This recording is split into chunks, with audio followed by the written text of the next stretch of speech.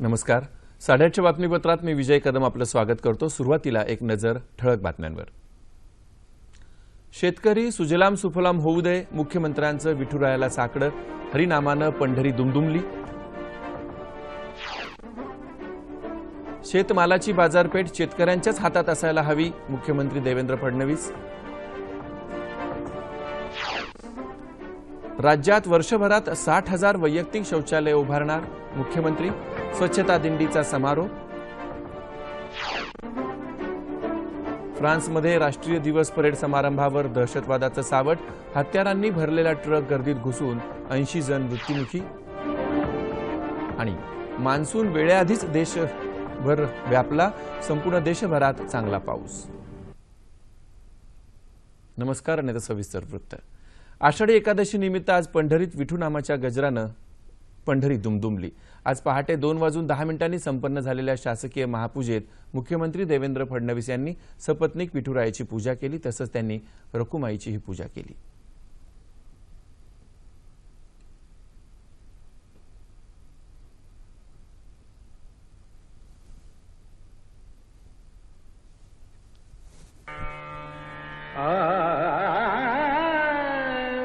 अबीर गुलाल उधळी तरंग, अबीर गुलाल उधळी तरंग, अबीर गुलाल उधळी तरंग, रंग रंग अबीर गुलाल उधळी तरंग, नाथा घरी नाचे माझा. शेतकऱ्यांचं आयुष्य सुजलाम सुफलाम होऊ दे असं साकडं विठुराया चरणी घातल्याचं मुख्यमंत्र्यांनी सांगितलं. वरुणराजाची राज्यावर कृपा झाली आहे असं ते म्हणाले. पंढरीची वारी गेली अनेक शतकं महाराष्ट्राला ऊर्जा देत आली आहे असंही त्यांनी सांगितलं. निर्मल वारीचा प्रयोग यशस्वी झाल्याबद्दल मुख्यमंत्र्यांनी वारकऱ्यांचं कौतुक केलं. सर्वदूर अत्यंत उत्तम प्रकारे पाऊस होतोय. अजूनही आमचे 6 जिल्हे पावसाशिवाय राहिले आहेत. त्या ठिकाणी पाऊस कमी आहे. त्या 6 जिल्ह्यातही पाऊस पडावा. आमचा जो शेतकरी आहे हा शेतकरी सुजलाम सुफलाम व्हावा अशा प्रकारे पांडुरंगाला आशीर्वाद मागितलाय.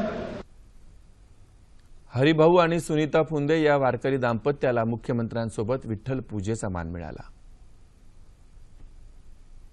पण 4-5 वर्षापासून मी वारी करतोय आणि खरंच मी नशीबवान समजतोय की मला त्याचं फळ भेटलं. या दाम्पत्याचा मुख्यमंत्र्यांच्या हस्ते सत्कार करण्यात आला. या दाम्पत्याला एसटीचा वर्षभराचा मोफत पास मिळणार आहे.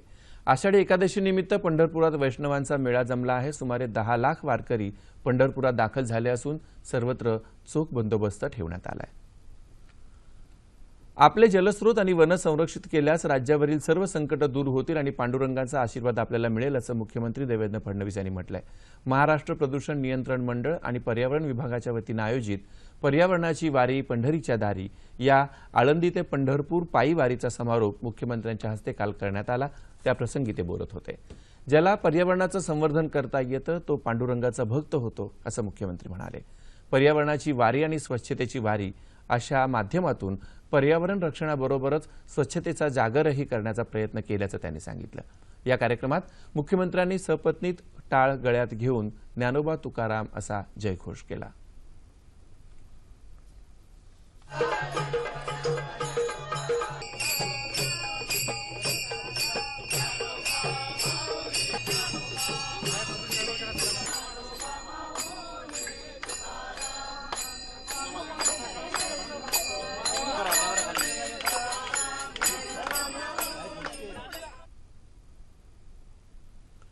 शेतमालाची बाजारपेठ शेतकऱ्यांच्याच हातात असायला हवी असं मुख्यमंत्री देवेंद्र फडणवीस यांनी म्हटलंय.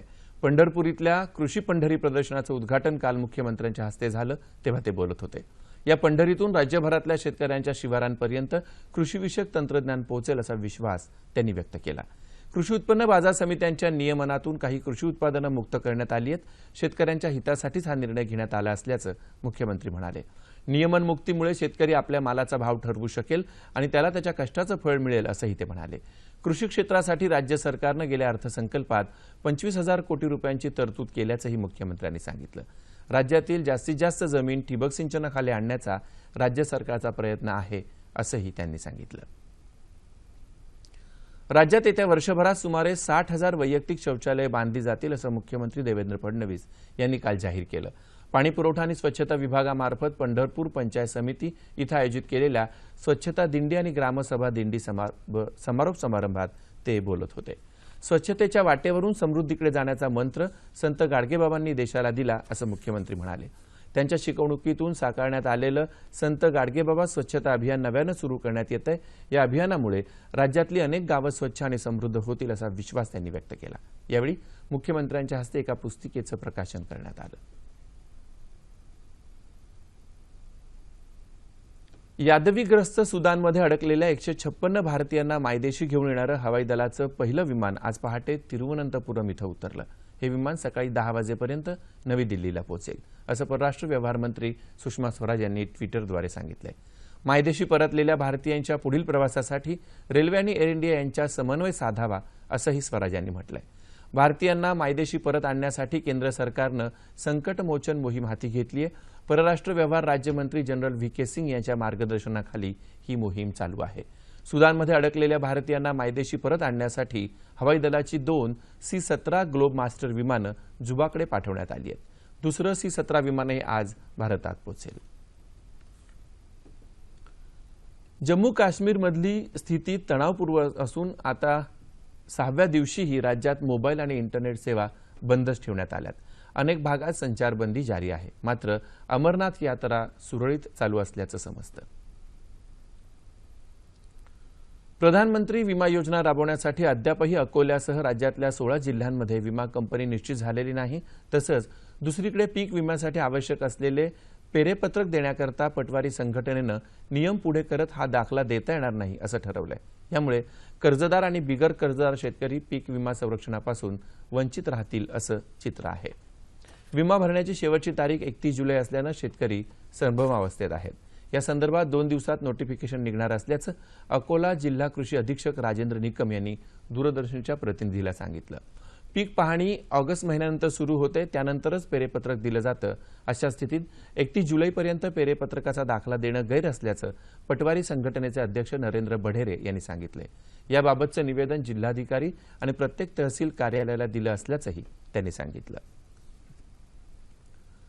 बुलडाणा जिल्ह्यात उभ्या राहत असलेल्या जिगाव प्रकल्पातील प्रकल्पग्रस्तांच्या समस्या सोडवण्याकरता नांदुरा इथं जिल्हाधिकारी आणि जलसंपदा विभागाच्या वतीनं सभा घेण्यात आली. आमदार संजय कुटे या सभेच्या अध्यक्षस्थानी होते. यावेळी प्रकल्पग्रस्तांसाठी पुनर्वसन, शेतीचा मोबदला आदीविषयी आपल्या तक्रारी सादर करण्यात आल्या. प्रकल्पग्रस्त शेतकरी आणि संबंधित अधिकारी यांच्या समन्वयातून या तक्रारींचं निवारण करण्याचं यावेळी ठरवण्यात आलं. पुनर्वसनाच्या कामाला गती देऊन हा प्रकल्प लवकर पूर्ण करण्यात येईल असंही यावेळी सांगण्यात आलं. या छोट्या मोठ्या अडचणी असतात, परंतु त्या विलंबानं होत राहतात. त्यामुळे लोकांमध्ये असंतोष राहतो. म्हणून ऑन द स्पॉट त्या समस्या सोडवल्या गेल्या पाहिजे. काही पुनर्वसनाच्या आहेत, काही मदत याच्या भूसंपादनाच्या आहेत आणि म्हणून त्या काही शेतजमिनी विक्रीच्या आहेत, काही लोकांच्या पर्सनल वैयक्तिक होत्या आणि निश्चितपणे आज सर्व अधिकाऱ्यांसोबत जनतेच्या आम्ही बैठक घेतल्यानंतर काही समाधानकारक त्याच्यातून विषय सॉल्व्ह झालेले आहेत.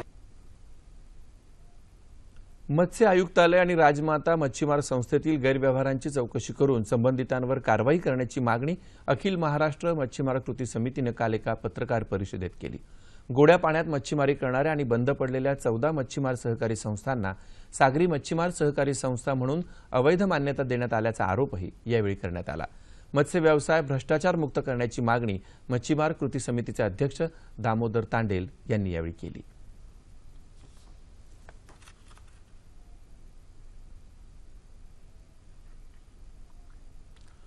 राज्यातील सरकार आरक्षण विरोधी असल्यानं मराठा, मुस्लिम, धनगर समाजाला आरक्षण मिळणार नाही असा दावा आमदार नितेश राणे यांनी काल कोल्हापूर इथं केला. पहिल्या मराठा गोलमेज परिषदेत ते बोलत होते. या परिषदेत विविध 15 संघटना सहभागी झाल्या. मराठा समाजाला आरक्षण न दिल्यास पुन्हा आंदोलन उभारण्याची गरजही त्यांनी व्यक्त केली.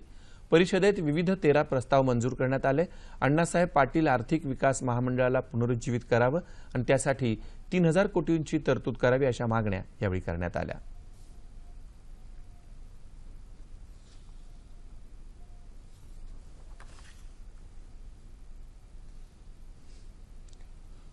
पुण्यातील भोई प्रतिष्ठान आणि आदर्श मित्रमंडळाच्या वतीनं बंदीजनांच्या मुलांसाठी शिक्षण सेवा प्रकल्प सुरू करण्यात आलाय. या प्रकल्पाचा एक भाग म्हणून पुणे विद्यापीठातील आयुका इथं या मुलांची ज्येष्ठ शास्त्रज्ञ डॉक्टर जयंत नारळीकर यांची भेट घडवून देण्यात आली.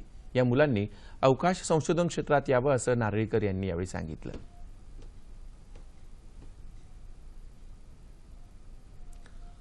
बंदीजनांच्या मुलांकडे समाज एका वेगळ्या नजरेनं पाहतो. अशा मुलांना मुख्य प्रवाहात समाविष्ट करून घेण्यासाठी राबवल्या जाणाऱ्या उपक्रमाचं डॉक्टर नारळीकर यांनी कौतुक केलं.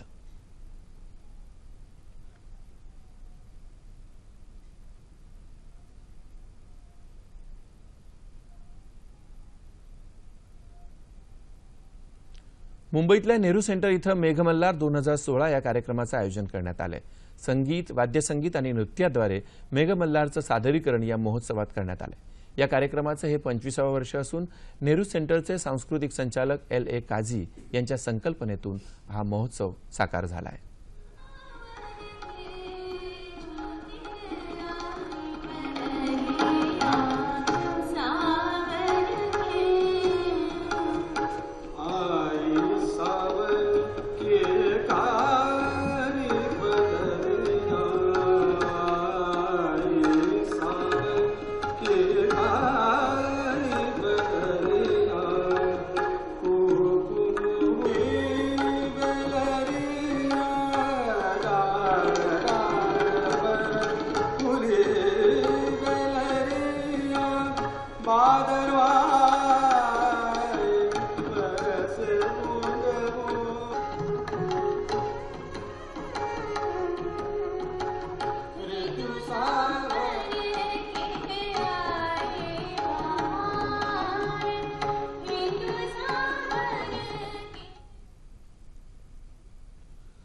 राज्यातील सर्व खासगी शिक्षण संस्थांच्या प्रलंबित मागण्यांसंदर्भात सरकार सकारात्मक विचार करत असल्याचं शिक्षण मंत्री विनोद तावडे यांनी म्हटलंय. त्यामुळे उद्यापासून होणारं बेमुदत शाळा आंदोलन मागे घेतल्याची घोषणा कृती समितीने केली आहे. शाळांच्या मान्यतेसंदर्भातील शासनाचे निर्णय, शालेय पोषण आहार, थकीत वेतनेतर अनुदान, शिक्षक भरती, प्राथमिक शाळांमध्ये लिपिक आणि सेवकांची पदं मान्य करणं अशा विविध मागण्यांसंदर्भात कृती समितीच्या पदाधिकाऱ्यांनी शिक्षण मंत्री तावडे यांच्याशी सविस्तर चर्चा केली. या सगळ्या मागण्या सकारात्मकरित्या लवकरात लवकर सोडवण्याच्या दृष्टीनं कार्यवाही करण्यात येईल असं आश्वासन तावडे यांनी यावेळी दिलं.